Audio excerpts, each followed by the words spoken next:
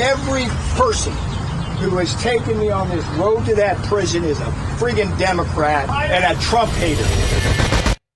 When former White House advisor Peter Navarro stood on principle, he never imagined it would land him behind bars. They demanded that I break the law. But he refused to betray Donald Trump or the Constitution and paid the price as a political prisoner.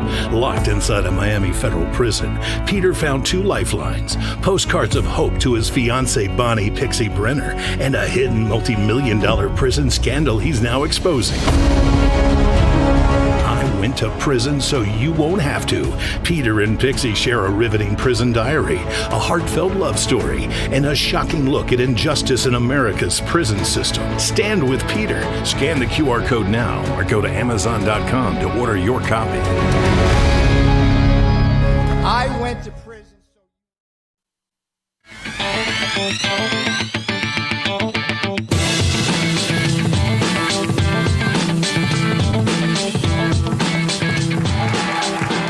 Well, cue me, but also cue the New York Stock Exchange balcony. Ring that bell. Ding-a-ling-a-ling. Quiet day, folks. Very, very big up day yesterday. Big down day on Friday. Big up day on Monday and Tuesday. The markets took a breather. Traders took a breather. Dow ended a little bit lower, 60 points lower or so. NASDAQ down a little bit more lower for the NASDAQ, 130 points. Gold continues to buck the trend of everything, up another 7 to 34.33. Good news, oil's down $1 and change, $1.10, down to 65, getting in a good spot. That's very, very good for everyone, good for the economy, good for food prices, fuel prices, good for everything. A little bit of tough news for the home team, so to speak. Got a lot of involvement in Bitcoin and other cryptocurrencies. Bitcoin down to 113.6, 113.7 ballpark, and Ethereum 3,600. All right, so a little bit of a breather on the street today. I'm going to bring in right now. She's the former attorney for Donald Trump, and she was an acting U.S. attorney in the state of New Jersey, a very good friend of mine. A rare visit to the Bolling Show. Good to have you on the show. Alina Habba, really, really good to bring you on. There's so many questions I want to ask you. Alina, if we could just start with Pam Bondi, Attorney General Bondi has called and convened a grand jury to investigate the Russiagate participants, Hillary Clinton, James Comey, Barack Obama. I know you can't dig into it too deep, but tell me your thoughts just from a general overview, if you will. I have to be very careful. Obviously, I'm part of the Department of Justice, but I think if you look at Kash Patel's comments on this as well and the FBI's findings, I know Dan Bongino has spoken about it publicly, but they found this trove of documents that were in a room and that they are really seriously looking into this and have decided to do so. As we will with any case, frankly, we all know what the Russia hoax was and is, and now it's time to really see some accountability. I think the American people, generally speaking, on any case that we do, are really looking for, it's very clear, they just want us to bring people to justice who have done wrong. And according to these allegations, if they are true, they're very troubling. We can't have politics meddle in elections. You can't create stories against a president, former, future, either. And what is alleged here is very clear. So the Department of Justice is looking at it. It's troubling. If it is what it sounds like, it is troubling. But I'll refer you back to my lawsuit back in the day. I remember we had done a suit on this when I was in private practice against a lot of these individuals for exactly this. And it's really not right. You cannot have people meddling and creating stories to affect an election. We're focused in New Jersey, especially on election integrity, making sure in terms of additional to violent crime, making sure that our elections are safe and clear and that there aren't dead people voting, there aren't fake voters, there aren't double voters who are getting repeat ballots. All these things are important, but this one is very concerning. As you've seen, I have not seen what Dan and Kash have seen, but clearly it's enough to warrant an investigation. Alina, I think a lot of people will agree with you 100%. it's time for perp walks. Everyone's waiting to see. It's time for these people who, and frankly, have done things that we would consider treasonous. Not specifically this case, but do you think what you investigated prior would be enough to raise to the level of treason and possibly an actual jail time for some of these players? I think that you have to wait until the grand jury is convened. And I want to speak about this, Eric, really briefly, because I see the frustration with the American people. Like, where are the arrests? Where are the perp walks? Where is this? Where's that? But the Department of Justice has to be careful to not weaponize, but rather to look at things in a methodical way. We are still all lawyers who have ethics that bind us. And we have to look at these things and look at all the evidence and get panels and grand juries to look at the evidence and make decisions and decide slowly and methodically what is right and what is wrong. And yes, if you create falsified intentional records or allegations with the purpose of affecting an election or preventing somebody from winning an election or putting them in jail, of course, that is completely illegal and wrong. Now, couple that with the fact that it's a former future president, really wrong. This is something that's very black and white, but the frustration with the American people is, I think it's a product of the last, few years and perhaps the last administration. We saw a lot of rushed, allegations. We're not going to do that. We're better than that as a country. We have to do these things in the right manner. We have to protect innocent people, but also prosecute those that are not. So I know Pam Bondi is going to be taking everything that comes to her and has been very, very seriously. And that may not necessarily be at the pace that the American people want, but it's quite honestly the way you have to do things so that these cases hold water, so that they are brought and can be charged, and so that people can be held accountable properly. Yeah. I'll give you the counter argument, which I probably reside on. It's like, if they did it to Trump, why don't we do it back to them, just to make sure they understand? So next time around, they'll realize it's going to smack them back in the face. As Trump said, if you punch me in the face, I'll punch you back twice as hard. Alina, the other big story resonating right now in the country is Texas is trying to redistrict. They're trying to draw their congressional lines, and that may pick up as many as 5 congressional seats in the state of Texas. Lawmakers from Texas fled. They ran away. If they do show up in the state of New Jersey, where you have jurisdiction, will you arrest them? I believe in something called separation of powers. I think that there's, I'll be honest with you, Eric, there's something called separation of powers. I understand that they have called for their arrests. The Texas governor, I believe has done that, or the rep there. And listen, that's what they need to do. And Senator Cornyn and a couple of the people in Abbott's administration as well. Right, because so if they reach out to you to arrest, would you be able to legally? No, I'm the Maine Justice. I'm part of Maine Justice, Department of Justice. The New Jersey U.S. Attorney does not get involved in politics. Now, if they violate a crime that is a federal crime, yes, I have no problem arresting people. I think I've made myself very clear on that in the past 4 months. I don't care if you are a congressperson. I don't care who you are. If you violate a federal law in the state of New Jersey and I have jurisdiction, I will charge you. You know me, Eric, for many years. You know who I am as a person, as a lawyer.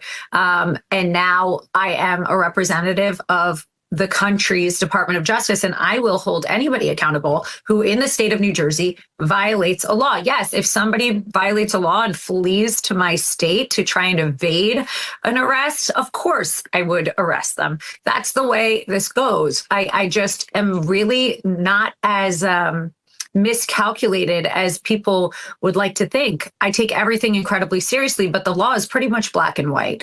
I got ridiculed, as you know, for doing so, and they said it was a politically charged arrest. Well, I don't make politically charged arrests. I arrest anybody who violates the law. So anybody that steps foot in the state of New Jersey, Eric, it's a really simple answer. You break the law in another state, and you come here, this will not be your safe haven. You will be arrested. Mm-hmm. Good. One of the other, can we roll the soundbite of Hakeem Jeffries, who I don't know why he was doing this, Alina. He seemed to just have a vendetta against you. Take a listen to Hakeem Jeffries. This far-right extremist group that I've never heard of filed this ethics complaint right here, alleging that I somehow abused my power by speaking the truth about Donald Trump's so-called U.S. attorney in New Jersey. Let me be clear about my opinions relative to Alina Habba. That's the U.S. attorney right now in New Jersey. She is woefully unqualified and is a political hack. Alina Habba, you are a complete and total disgrace. I don't give a damn about this so-called ethics complaint. It means nothing to me. It is frivolous. It was filed by pettifoggers who perhaps themselves should be disbarred. We will not be intimidated. Get lost. Alina, why does Timu Obama, Hakeem Jeffries, have such a vendetta? Why does he have it out for you specifically, you think? I've never met him. I've never spoken to him. I'm not sure why he insists on saying so-called, so-called, so-called. It seems like a twitch. I don't know. I've never met him. Literally never even spoken to the man in my life. I'm not a political hack. I'm an attorney licensed in 4 states. I've been licensed by the Supreme Court of the United States, and I have practiced law for the better of 20 years and run law firms for most of 15 that have been extremely successful, despite what the Twitter trolls would like to say. So-called this, so-called hack, so-called name calling is kind of beneath me, to be honest. I frankly would never despise somebody I've never even spoken to, but I assume he thinks he knows who I am. I'm a really accomplished attorney. I'm very proud of the work that I've done, and quite honestly, a fierce defender of the Constitution, a patriot, and I love this country. Now, I would never hold any position. He's a politician. I am not. I'm an attorney. But at the end of the day, I am not a so-called U.S. attorney or a so-called hack or whatever he wants to call me. My name is Alina Habba. I'm an attorney, and I've been practicing for a very long time. And I am sick and tired of the name calling. I think it is exactly the toxicity that this country is done with. And I'm very proud of the work that I've done in this state, especially in the last 4 months. We've done a tremendous amount of work. There was nothing political about it. Just because they didn't like the outcome of it does not mean that you get to name call a federal official. So, it's shame on him. It reflects on him and his whatever it is that he's doing up there, calling out U.S. attorneys. But I think he should be focused on the American people, which is what we're focused on. Yeah, they got a lot of work to do on the Democrat side. Their approval rating is at a historic low, and this is all he's got to do is worry about a U.S. attorney in the state of New Jersey. Alina Habba, really good to get you back. They're afraid, Eric. Maybe they're afraid of me. Well, they should be. I know you, and I don't want to be on the other side of a courtroom against you, and I don't want to be on the side of your animosity. Alina, really good to have you, my friend. Good to have you, Eric. Thank you. Good to see you. Good to see you too. All right, folks. Is the continued divide between Trump and the Federal Reserve putting us behind the curve? Well, can the Fed take the right action at the right time, or are we going to be looking at potential economic slowdowns? And what does this mean for your savings? Consider diversifying with gold through the Birch Gold Group. For decades, gold has been viewed as a safe haven in times of economic stagnation, global uncertainty, and high inflation, and Birch Gold makes it incredibly easy for you to diversify some of your savings into gold. If you have an IRA or an old 401k, you can convert those into a tax-sheltered IRA in physical gold, or just buy some gold and keep it in your safe in your home. That's exactly what I do. First, get educated. Birch Gold will send you a free info kit on gold. Just text the word America to the number 989898. Again, that's America to 989898. Consider diversifying a portion of your savings into gold. That way, if the Fed can't stay ahead of the curve for the country, at least you can stay ahead of the curve for your financial self. All right, folks, I want to just lay this out here. Something big, something bold is coming. It's unlike anything I've ever done before. It is a big time, and you'll know about it soon. We'll be back after the break, 2.5 minutes. US Med, a trusted supplier of diabetes equipment for nearly 30 years, has great news for people living with diabetes and the pain of regular testing. New Medicare and private insurance guidelines have expanded coverage for continuous glucose monitors, even for people not using insulin. The days of repeated, painful finger sticks are over. Now you can wear a continuous glucose monitor, or CGM, and eliminate routine finger sticks. US Med has the newest models of CGM, which are more accurate and convenient than ever. CGMs are shown to lower your A1C, increase your time in range, and reduce the risk of hypoglycemic events. Shipping is free, and will even bill your insurer directly. Don't spend one more painful day testing your blood sugar.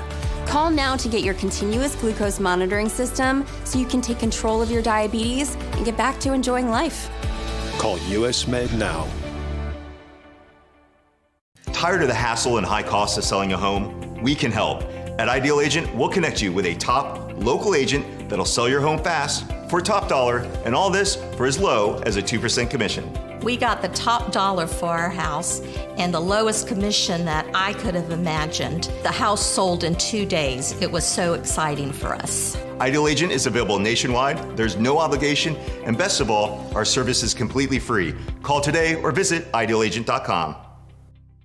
Did you know that thousands of authors across the country have written books and published them with Page Publishing? If you've written a book, Page Publishing can help you through the process. We cut through the confusion of the publishing world to make it easy for you. If we decide to publish your book, your work ends and ours begins. From copy editing and proofing to typesetting and book cover art, we get you printed, distributed, and sold on Amazon, Apple iTunes, and in bookstores across the country. We'll even help you promote your book. That's right, we do all this for you. Biography, self-help, mystery, novels, sci-fi, even a children's book. No matter what genre, Page Publishing can bring your book to life.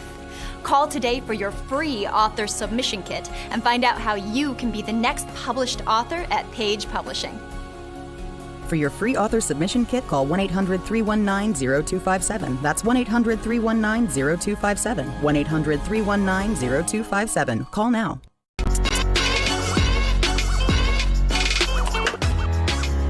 All right, folks, you're taking a look at actually, it's not the White House. So Trump's going to make an executive order signing. And that's like an alternate briefing room. It's in the Eisenhower Executive Office building, which is within the White House compound, across this little street from the West Wing, outside the Oval Office in the White House, right across the street. So when he does come out, he loves the 4 o'clock hour. He just loves this 4 o'clock hour. I'm not sure what it is, but good to have you, Mr. President. Good to share an hour with you. When he does come out, we will go to it. Just want to let you know. Earlier, just a few minutes ago, prior to the show, maybe a half hour before the show, I had the opportunity to speak with Congressman Tim Burchett from Tennessee. Take a look. All right, let's have a little fun, shall we? Let's bring in our next guest, the congressman from the great state of Tennessee, Congressman Tim Burchett, who says it's time for the American people to get answers about the Steele dossier and the Russia hoax. Welcome, Congressman. Before we get into the serious stuff, I just want to ask you if you have any idea what was going on earlier today when President Trump was seen on the roof of the White House dancing, and some say he was dancing to YMCA. Any thoughts on that, sir?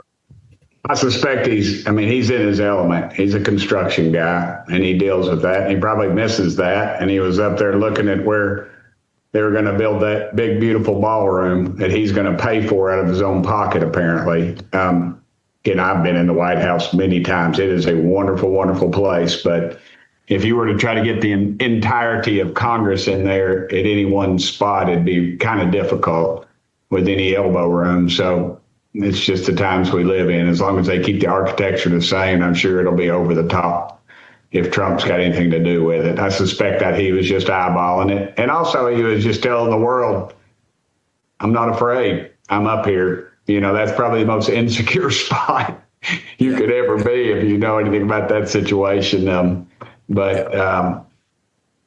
remember, a few years back, they first started putting snipers on the roof of the White House after someone jumped the fence. There weren't snipers prior to that. Now maybe scoping out the sniper location. I was just thinking he was dancing the YMCA. I thought they could have played, what was that song? The roof is on fire. That might have been a little bit more fun for him. And I don't know if maybe he's got the moves for that.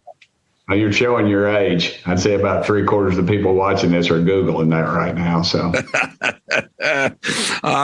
So let's talk a little bit about this. I think the folks earlier in the show, we had Alina Habba on, and we were talking about whether or not we're going to eventually see a purple walk. I think most of the folks want to see someone from that era, whether Obama can be thrown in jail or not. Maybe he's got presidential immunity, probably does, but Hillary Clinton certainly does not. And what do you think? Is it time to see someone behind bars? I think it is. Do I think it'll happen? Probably not, but I don't think we should stop trying if they've committed a crime. This bunch is a shady bunch. You know, the deep state does exist. They would accuse people like me and you of being conspiracy theorists, but it's not a conspiracy. We had people at the highest levels of government try to subvert the will of the people, tried to overthrow this government, tried to basically just change the will of the people. And they're Marxist is the worst thing, I feel like. They want to be in control. And I remember I was a little boy and asked my daddy, I said, Daddy, why are these people communists? I said, don't they know they're going to lose everything? And he said, buddy, the big shots, the Hollywood, the elitists, those type will have everything, and they will take everything we got. And I see a lot honestly in the Christian community too. You have wealthy Christians that think that they're ordained by God. All they did was make a lot of money. That doesn't mean they can tell me how to run my dadgum life. And everybody needs to just mind their own business and let me handle my business. And these people want to run it. And they are far left. They hate this country. They hate that flag behind me. They hate what it stands for. And it's disgusting.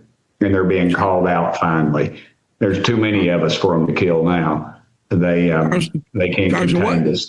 What would your daddy say if you told him that years from whenever he had these conversations, there would be a socialist, an admitted self-proclaimed socialist that was leading the race to become the next mayor of New York City? And by the way, one of the top Senate Democrats is supporting him in the name of Elizabeth Warren, supporting Mamdani in New York. And then the guy in Fatah in Minnesota leading the Minneapolis mayoral race, also a socialist. What would he say if you told him that? It always reminds me of the time when Dad was still living, and he's an old World War II. He's fought in the Pacifics in the Marine Corps, 1st Marine Division, Peleliu, Okinawa, and then he went to China and fought the communists. Then he went to the University of Tennessee, I guess, and he fought the communists over there for 40 years. But Daddy, on the night of Bill Clinton's election, I remember we were at home, as I like to say, enjoying a traditional Italian meal. We had a Mr. Gatti's pizza and had that little television. You remember those little colored TVs? They weighed about a ton, like a cinder block. They're about that big and had the rabbit ears coming out the back of them. And we were watching the news, and Daddy said, I'll say the blessing tonight, buddy. And I said, okay, Dad. And his prayer was a very simple prayer. He said, Lord, please don't let us lose our country. And I thought, wow, there's a combat veteran, the man I love more than anything in this world, my best friend, my idol, the man I wanted to grow up to be just like. And he was seeing that we were losing our country to literally a draft dodger and somebody who just turned out to be just a complete scumbag.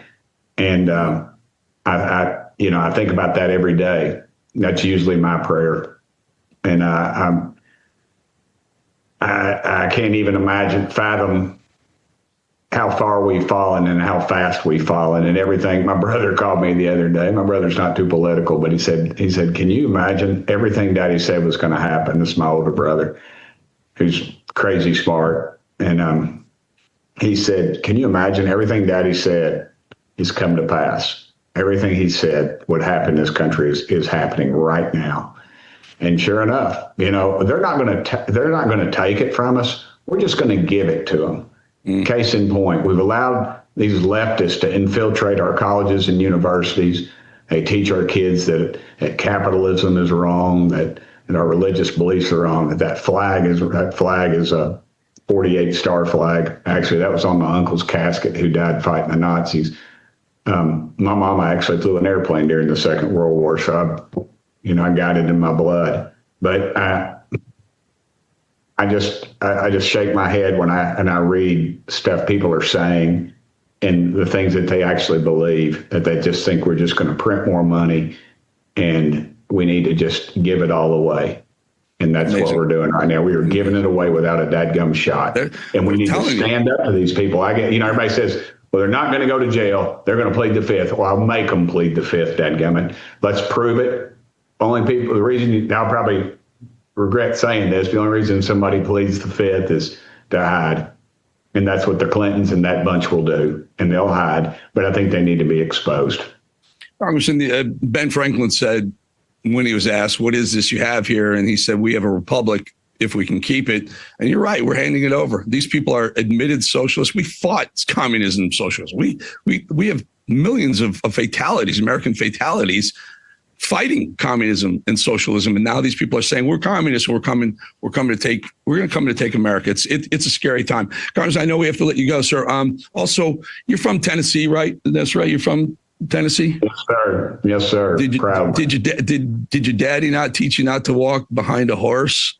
Yeah, well, dadgummit, I know that. What happened was I was beside the horse holding its reins, and a big old horsefly about the size of your thumb landed on its butt. And I thought, uh-oh. And I was trying to swat it away. And before I could do that, it yelped. So I'm pretty sure that fly bit it pretty hard. And it turned and it pulled. I've seen we actually have it on the security cameras. We have excellent security. And it got right between me and it kicked and both hoofs. And I caught one right there in the chest, right below the heart, I guess. I was telling somebody it made a pretty cool imprint. I would love to have a tattoo of that right there, but it would hurt too much right now to have that done. So anyway, I've got good people here. Went to UT Hospital here in Knoxville, the trauma center, and they took care of me. I got your tattoo. I got your tattoo artist. So you take a picture and we'll send it to him. We can get you a nice little horse with tattoos into your chest. We feel better, sir, and take care of that. And appreciate your time. Only missed one meeting. Some poor kid's Eagle Scout, and I'll probably have to take him out for a pizza buffet to make up to it. But we're making everything. Thank you, brother. And hey, the reason they're fighting people like you and me, because we're over the dadgum target. Let's keep fighting. Thank you. It's worth it. Our country's worth it. We are. And stay safe. Stay safe. Thank you, Congressman Tim Burchett from Tennessee. Thank you, brother. All right, folks, we'll be back in 2.5 minutes. Friend, do you remember when it felt good to withdraw your cash from the bank to expand a business, go on vacation, or buy a new car? Well, today, withdrawing your own cash has become a very risky business, according to The Secret War, a shocking new research report. I just read it. And folks, I was amazed to learn why banks are now required to spy on us for the government and then report any suspicious or unusual behavior. I suggest you get The Secret War free. Just call the number on the screen, no charge, from the folks at Swiss America. And get this, did you know simply spending cash today may be enough to have you branded as a potential criminal? That's right. The new war on cash is really a war against all freedom-loving Americans. The Secret War is yours free, so call the number on the screen and you can tell them Pat Boone gave you the number. Is your body ready for summer? We're gonna build a body you can be proud of. You just give me 30 minutes a day for 21 days, and I promise you, the weight will come off. This is 21 Day Fix, the perfect program to get you summer ready. I am in perfect shape for my bikini. I had that sexy little V. Get simple fitness, simple nutrition, fast results in just 21 days. Get ready for summer with 21 Day Fix. This week, try it free at 21dayfix.com. That's 21dayfix.com. Some people are worried that they won't be able to get food, whether it's because of food shortages or rising prices or, God forbid, even a disaster. But right now, check this out. This tote right here, it's got breakfast, lunch, and dinner, and even snacks for 4 weeks. And right now, when you get one of these 4-week food survival kits, you'll get a second kit completely free. Now, you see that QR code right there? Scan it now to claim this deal while supplies last. These kits last up to 25 years. The food tastes absolutely amazing and ships for free. So go on, scan the QR code so you can get this deal before it ends. Do you suffer in pain? Are you stiff, tense, or less active? Introducing the EasyWell Remedy Massage System. a triple fusion of therapeutic experiences. Full body vibrational therapy increases blood circulation and reduces inflammation. Infrared heat penetrates deep to reduce pain, soothe, and relax. The Ultra Shiatsu pillow with 6 heated nodes mimics a professional massage. Plus, it's detachable for deep relief anywhere you need it. Experience the true remedy for your pain and stiffness. Call now. All right, folks, we'll keep an eye on that. That's the backup briefing room, or across the street, the Eisenhower Executive Office Building, EEOB. And when Trump comes out, we will take that live. As always, dadgummit, if I can quote Congressman Burchett myself. Our next guest is the CEO and editor-in-chief of Just the News, No Noise, who's bringing us the very latest on Attorney General Pam Bondi's grand jury probe into Russiagate allegations. Always happy to have John Solomon with us. John, really good to have your friend Alina Habba earlier on the show said that, you may not get a Barack Obama perp walk, but that doesn't rule out some of the others. Where do we stand on all this? Well, we're moving down the normal process that when you don't politically interfere with a case, the Justice Department and the FBI do. The FBI predicates a case saying, I think there's a grand conspiracy from 2016 to 2024 to get Trump, violate civil rights, hijack the election. That goes to the Justice Department. Justice Department evaluates it. They decide this is such a big, sprawling case, we're going to treat it like the mob and the drug cartels, so they name a strike force, which is typically used in big, complicated cases. And then a strike force can't do anything until it can get to a grand jury. And so yesterday we learned that Pam Bondi has approved the use of grand juries, plural potentially, one for sure, maybe more. And then that will start ramping up next week. Now, I don't believe any grand juries are yet impaneled. There is one in New York that's listening to some small evidence that might get rolled into this at some point. I think the most likely place, the main grand jury, will probably be in Fort Pierce, Florida, based on my reporting, because that's where the case against Donald Trump from Jack Smith and the raid on Mar-a-Lago is. And then you might see a grand jury in Washington help, but it won't be the charging instrument. It'll just be a collection instrument, and then evidence can be sent to Florida as needed. Why Florida? Because that's where the latest acts of what the FBI thought was a criminal conspiracy occurred. The raid on Mar-a-Lago, the effort to prosecute Donald Trump on classified documents. And then you wind your way back to where Tulsi Gabbard's referral the last couple of weeks sent us to, and that's with John Brennan, James Comey, and the gang from Russiagate. So that's good news. You convene a grand jury, and the evidentiary rules are a little bit different than an actual trial. You get to gather more. Right. You can kind of get the home team kind of gather as much as you possibly can. I just also saw this afternoon, John, the U.S. House of Oversight Committee has compelled the following individuals for depositions: Hillary Clinton on October 9th, Bill Clinton, Merrick Garland, James Comey, Robert Mueller, William Barr, Eric Holder, Loretta Lynch, Jeff Sessions. Wow. Interesting there. Alberto Gonzalez. Love this thing. This is going to be great. What's Jeff Sessions doing in there? Do you know? Well, in 2019, when Epstein is charged anew, he's the Attorney General. So they want to know, why did you charge him the way you did? What evidence did you know had been provided? Why do you think the Justice Department passed on him in 2008? The real scandal of Jeffrey Epstein is that the Bush Justice Department took a dive. They looked the other way. They did a non-prosecution agreement, and they let the state give him a tap on the hand. That was the time to get the best evidence, because once Jeff Epstein survives that experience, there's no chance he's keeping evidence of what he's doing. He's going to keep everything off the books. So the Bush administration missed that. Jeff Sessions would have gotten a briefing in 19. What did you know? What were you told that the Justice Department used to have? Why did you give a pass then?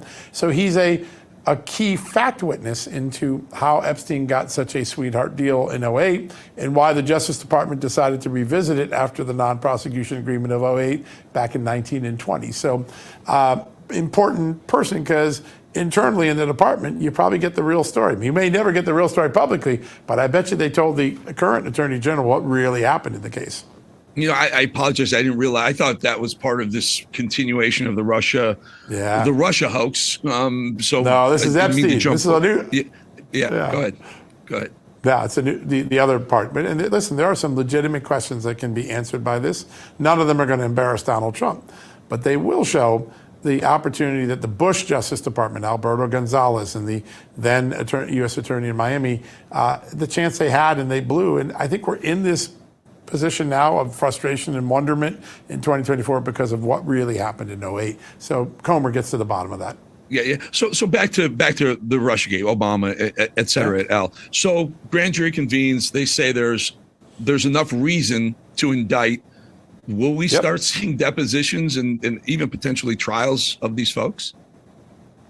Yeah, listen, I think the first thing is subpoenas for the evidence. The stuff that Tulsi Gabbard gave to justice probably has to be secured by subpoena for chain of custody.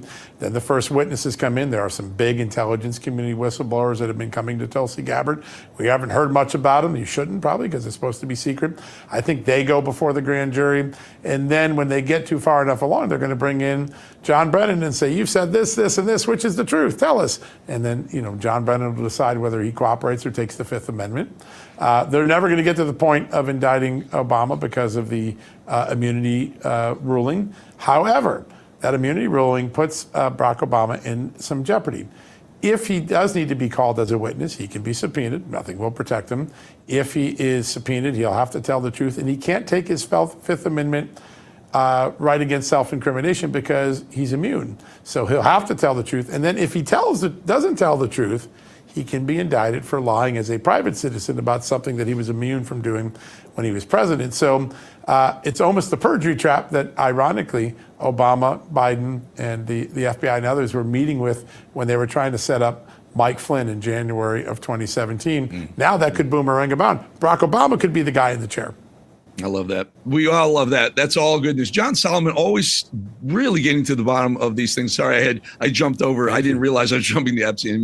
Didn't mean to do that. That's okay. This Russiagate. Take me anywhere you want to go. Yeah. Well, this Russiagate stuff is hot. It's hot, and they got to be Democrats got to be very, very nervous. They can pretend they're not nervous about it. They're very nervous about a grand jury convening and looking into all their past acts. John, 6 o'clock. Your show is always awesome. Appreciate your time, John. Yeah, I appreciate it. Thanks, Eric. All right, folks. My next guest says, don't try to work with the IRS by yourself. Tax Network USA has specialists that take the burden off your shoulders and stop that spiral before it gets worse. Here to tell us more is spokesperson for Tax Network USA, Cameron Kinsey. Cameron, good to have you. Tell us a little bit about Tax Network USA and what services Tax Network USA offers.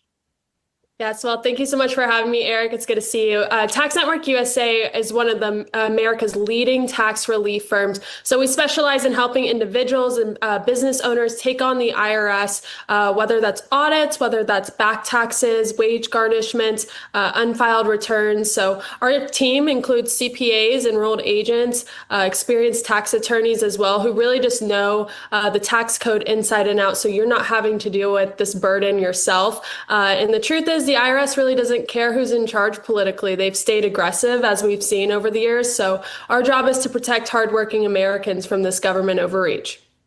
All right. So tell us what sets Tax Network USA apart from other tax service providers. What type of, personal client services do you offer?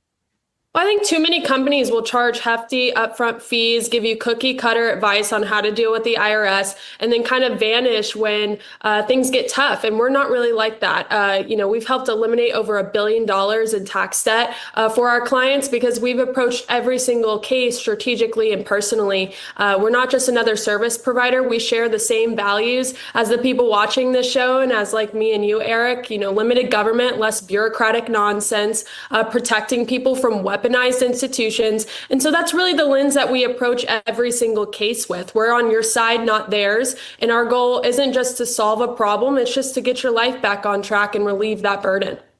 Yeah. And what advice would you give to someone who's struggling with, a burdensome tax debt? Yeah, well, you and I have talked about this. We often see sometimes people will ignore those letters that they get in the mail from the IRS and kind of ignore the problem until it's too late. And I would just say, don't wait. Don't toss those letters in the drawer hoping that it goes away. The IRS really does count on people who are panicking or even procrastinating. And that's really how those penalties stack up over time. So we want to relieve that financial burden for you. So it's important just to get a team who knows how to negotiate with the IRS IRS, knows their taxes, knows how to reduce, what you owe, and who will really just put a real plan in place. That's what we do at Tax Network USA. And you do have more options than you may think, but timing really is everything in this case. What documentation do folks need, information? Oh, Cameron, I'm sorry, I have to break this because Trump is coming out with the executive order. Cameron Kinsey, thank you. No worries. Thanks, Eric. All right, folks, let's take the White House, our executive office building. And it's an honor to have you in this very nice venue across the street from the White House. And thank you all for being here as we take a major step to ensure the United States is fully prepared to welcome the world to Los Angeles for the 2028 Summer Olympic Games. Very exciting day of my life when we got nominated and we ultimately got it. And I didn't think I'd be here for the games in this capacity, but it worked out that way. So I'm very happy about that. I had no idea that was going to happen. When we got it, I said, it's too bad I won't be president then, but sort of we took a very circuitous route, didn't we? In my first term, we were instrumental in helping the city of Los Angeles win the bid to bring the Olympic torch back to American soil. And today I will sign an executive order establishing the White House Task Force on the 2028 Summer Olympics, mobilizing the entire federal government to ensure the games are safe, seamless, and historically successful. It's going to be amazing. I think it's going to be amazing. America is a nation of champions, and in July 2028, we'll show the world what America does best, and that's win. We're winning like we have never won before. You see that all the time. A year ago, we were not a country that was doing well, and now we're the hottest country anywhere in the world. I want to recognize several members of the task force, including our great Vice President, J.D. Vance. J.D., thank you very much. Thank you. Our equally great Attorney General, Pam Bondi. Pam, thank you very much, Pam. Secretary of Homeland Security, Christy Kerr. Christy Kerr. Do you know who Christy Kerr is? She's a friend of my, great golfer. Christy Noam, she's a better golfer than you. That's the only thing, but you're better at a lot of other things. But I want to thank you for being here, for doing an unbelievable job, really an unbelievable job. FCC Chairman, Brendan Carr. Brendan, thank you. Thank you, Brendan.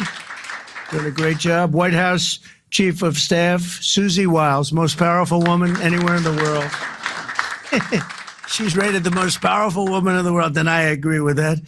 And Deputy Chiefs of Staff, Stephen Miller. Stephen, thank you. What happened to Stephen?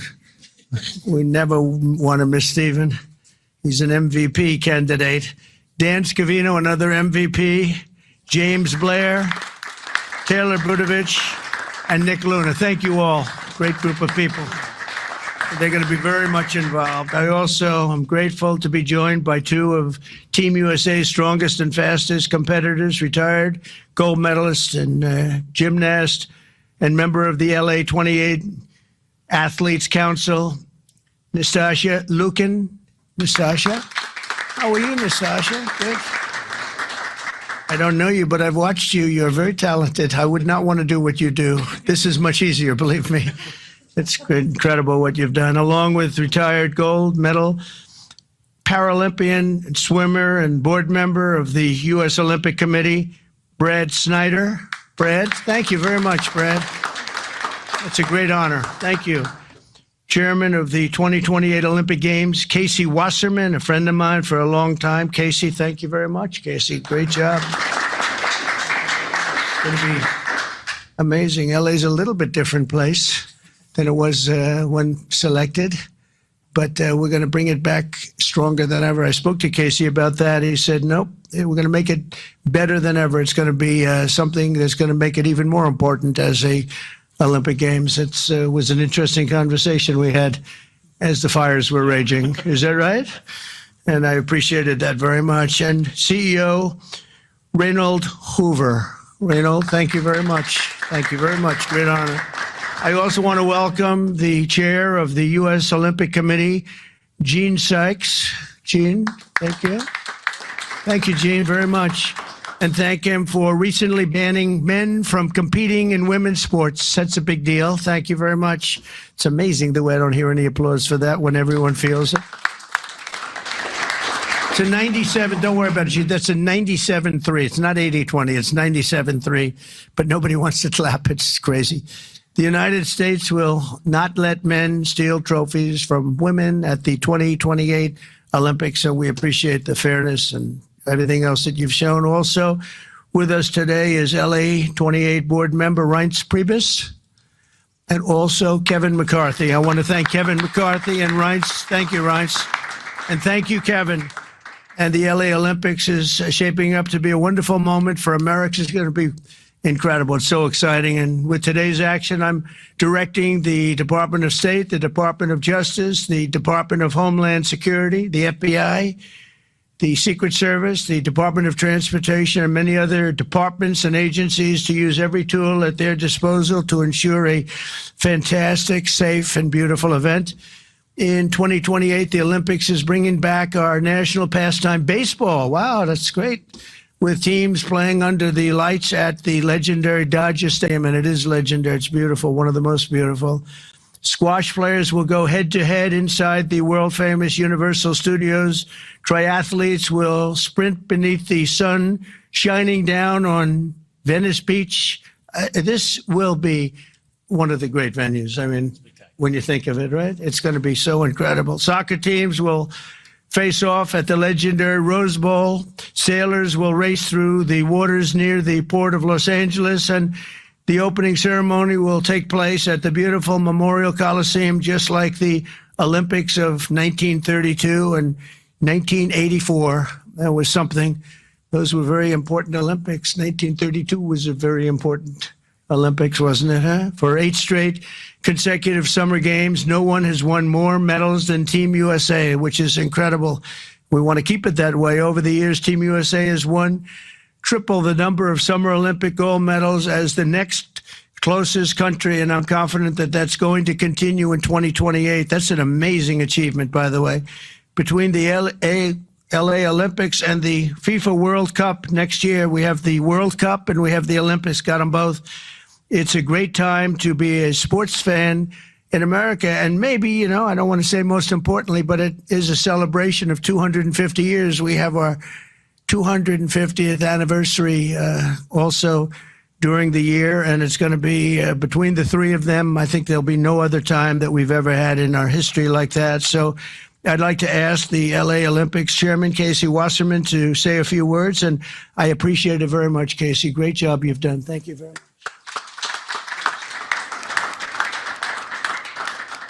Thank you, Mr. President. Your support and the entire administration's support through this whole process has been truly extraordinary. In just 1,074 days, yes, we're counting, sir, the eyes of the world will be on this country as we open the 2028 Olympics.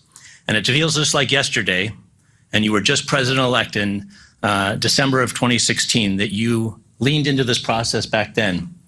And you've been supportive and helpful every step of the way, and we wouldn't be here without you, so we greatly appreciate all your support. Thank you very much. Our games plan is near final. We've announced a competition schedule. Some of the greatest brands in America have stepped up to support these Olympic Games as commercial partners. And now with the creation of this task force, we've unlocked the opportunity to level up our planning and deliver the largest and, yes, greatest games for our nation ever. We expect more than 150 heads of state will come to the Games. We'll host approximately 11,000 Olympic and 4,500 Paralympic athletes. They'll participate in 800 competitions at 49 competition venues. This will be the equivalent of producing 7 Super Bowls a day, sir, for 30 days. Yeah. But we are now focused more than ever on delivery, and we can't do this alone.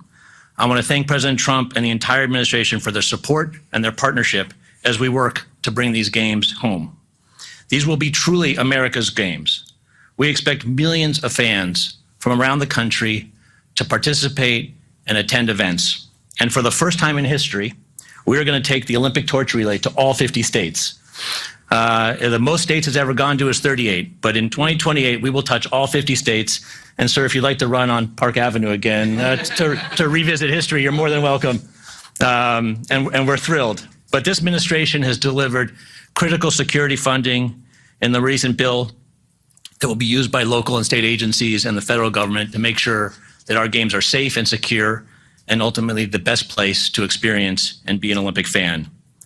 We remain incredibly confident in our ability to deliver the greatest games ever, and that starts with the support of this administration every step of the way. Thank you, sir. Thank you.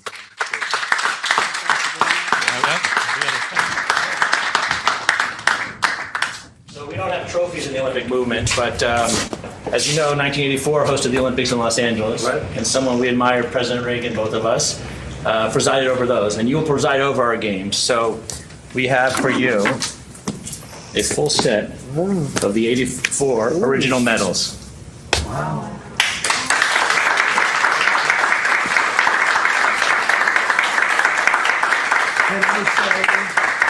Can I say that I won them athletically? Yes, sir. That would be a great honor. Yes. That's beautiful. Thank you very much. Thank you very much. Thank you. Thank you very much. Appreciate it. You will say Yep. that?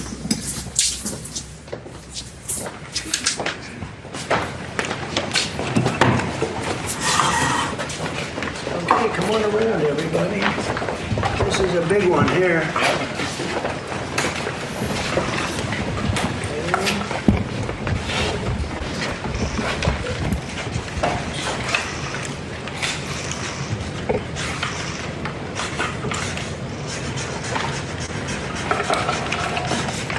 Pam, no auto pen.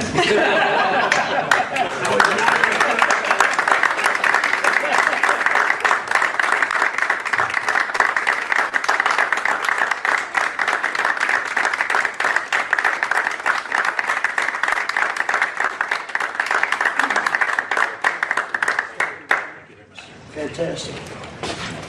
Thank you very much. Mr.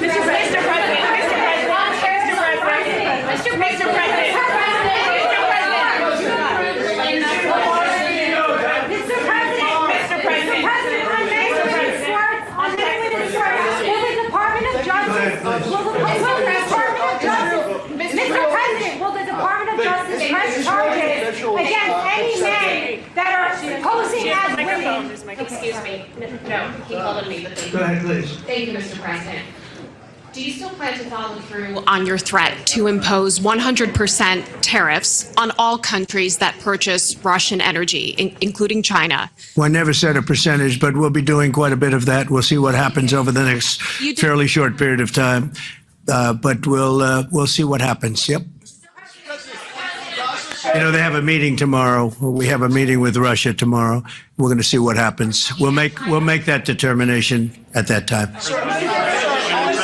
Yeah, please go ahead. Thank you, Mr. President. Thank you for calling me. Thank you, Mr. President. On Ukraine, President Zelensky just signed a law allowing for citizens age 60 and above to serve in the military. We've seen dozens of videos of young men being hauled into vans and dragged to the front lines against their will. And we've even seen videos of a young man with Down syndrome serving on the front line. You, when you campaigned, you said you wanted to see the people stop dying. A lot of people admired that statement. Now the people dying are elderly, mentally handicapped, and conscripts. So even if a ceasefire doesn't work out, why should Americans continue to fund a foreign military that's scraping the bottom of the barrel of its population like this? Well, you have to understand, very importantly, this is Biden's war. This is not my war. I'm here to get us out of it. It's a mess, and I'm here to get us out. I haven't heard that when you say about 60-year-old men and, et cetera. But this is Biden's war, and we're working very hard to get us out. I stopped 5 wars in the last 5 months, actually, and I'd like this to be the 6th, frankly, and that doesn't even include Iran with, obliterating their nuclear haul, because they would have had nuclear weapons within 2 months. But stopped a lot of wars. You just take a look at the ones just over the last 2 or 3 months. It's been amazing. This is the one I'm trying to stop. This is the one we're working hardest on. The other ones I stopped within a matter of days, almost every one of them, including India and Pakistan. And I could go over the whole list, but you know the list as well as I do. But this is the one we'd like to see. I haven't not heard that, but this is Biden's war. And it's a war that he got us into, or indirectly got us into. It should have never happened. It would have never happened had I been president. Yeah, next to you. Thank you, Mr. President. Would you support Israel reoccupying all of Gaza as has been suggested by some Israeli officials? Well, I don't know what the suggestion is. I know that we are there now trying to get people fed. As you know, $60 million was given by the United States fairly recently to supply food and a lot of food, frankly, for the people of Gaza that are obviously not doing too well with the food. And I know Israel is going to help us with that in terms of distribution and also money. We also have the Arab states are going to help us with that in terms of the money and possibly distribution.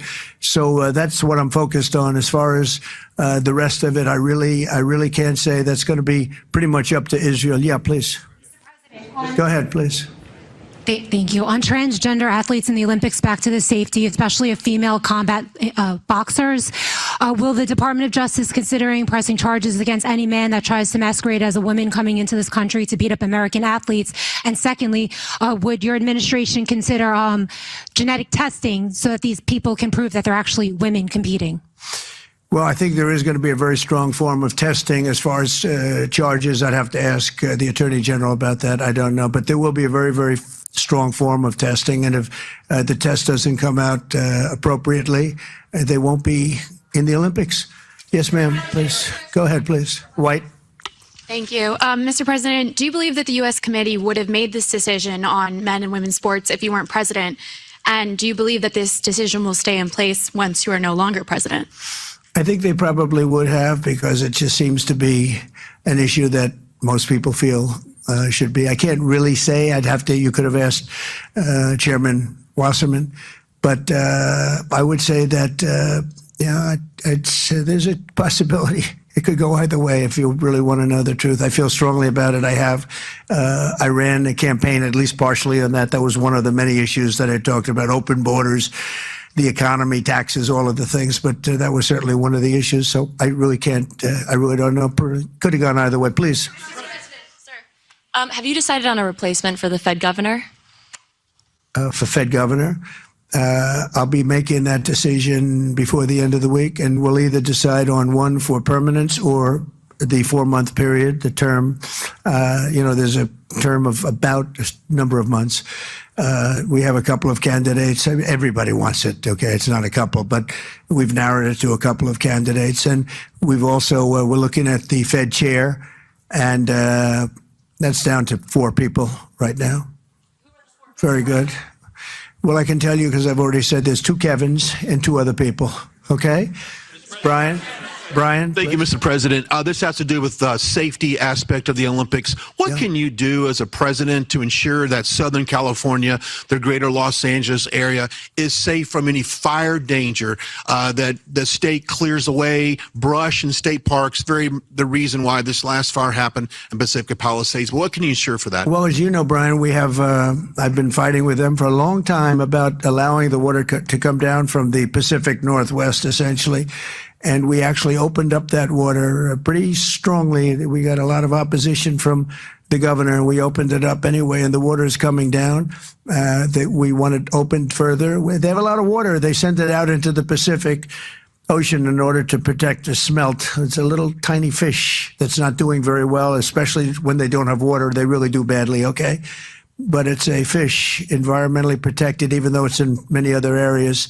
I think they just use that as an excuse to smelt. You'll check that out. But I think it's just an excuse. They've got to allow full water, and they're working with Lee Zeldin is really helping us a lot. But they've got to allow the full complement of water to come down from the Pacific Northwest. There is so much water.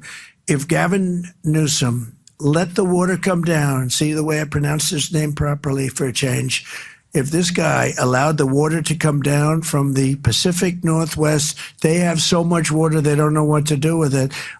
All of those sprinklers would have gone on. All of those people with those beautiful houses with sprinklers in the ceilings and with the water, the fire pumps outside, all that water, they didn't have any water because they wouldn't let the water come down. There's so much water there. At first, when I got involved with this issue in my first term, I said to the congressman, they took me up because they wanted to show me the fields where they could farm 10 times more product you'd see 100 acres, and you'd see 1 acre or 2 acres, beautiful green. It's very vibrant soil, but they don't give it the water that it's entitled to. And I said, oh, they have a drought? I said, no, they told me we don't have a drought. They don't, the Democrats don't allow the water to come down into the farms and into anywhere. By the time it gets down even into certain parts of California, it's fed out stupidly into the Pacific Ocean. If that water were allowed, so we broke into it and we allowed it to come down, and it come down at a higher level, and we want that, and we're demanding that of the governor. The other thing is, we'll do anything necessary to keep the Olympics safe, including using our National Guard or military. Okay? No, I will use the National Guard or military. This is going to be so safe, and if we have to, because obviously you have a mayor that is not very competent. She can't get the permits for the people. You know, the people are still waiting for their permits. Lee Zeldin got them the federal permit, which is 10 times harder to get. And everybody can build on the federal basis, and that's the hard one. But the mayor, Bass, she refuses to or cannot get them permits. They're waiting. And I was there right after the fires, and I saw all these beautiful people standing by their homes, ready to get in and get to work. And they're waiting for their permits, and they're still waiting for their state permits and city permits. It's a disgrace. It's a disgrace. Redress, yes, ma'am. Thank you, Mr. President. Thank you. India says that the U.S. imports Russian uranium, chemicals, fertilizers, while criticizing their energy imports. Your response to that, sir? I don't know anything about it. I'd have to check, but we'll get back to you on that. Yeah, please. Mr. President, Yeah, go ahead. have you seen the Hamas-released video of Israeli hostage Avitar David starving and being forced to dig his own grave in a Hamas tunnel? I have, yeah. I have. I think it's horrible. I think it's horrible. And I hope people do get to see it as bad as it is, because I think it's a horrible thing. Yeah, behind you, please. Mr. President, yes. Can you speak to just how, this drop-off in foreign-born workers is going to benefit Americans, and will it force American companies to pay fairer wages to American workers? Well, we want to take care of our American workers, and first and foremost, and that's what we're doing. We also want to help our farmers, because our farmers are producing like never before. We have to help them. And we're working out some very complicated strategies and language, but the main thing that I think I was elected to do is to get the illegals out of our country, who are especially in particular criminals. 11,888 murderers were allowed into our country with Biden's open border policy, with our border czar, who never spoke to the Border Patrol, never went to the border one time. That's Kamala. And think of it. We have murderers. We have people coming in from all countries all over the world, from prisons in the Congo and Africa, from prisons all over South America, all over rough parts of Europe, all over Asia. They're pouring into our country. Not anymore. So we just announced we had our third consecutive month where we were rated 0 people. And these are, frankly, very liberal people that make up these charts. So I don't know what's wrong with them. They seem to not be doing their job for the Democrats. But I'm honored by the fact that they say it. We're very tough on the border, and people can come into our country, but they have to come in legally. So I think that we've done an amazing job, actually. But we have to get the criminals out of our country: murderers, drug dealers, gang members. They emptied prisons into our country. It's one of the reasons, I think, even beyond the economy.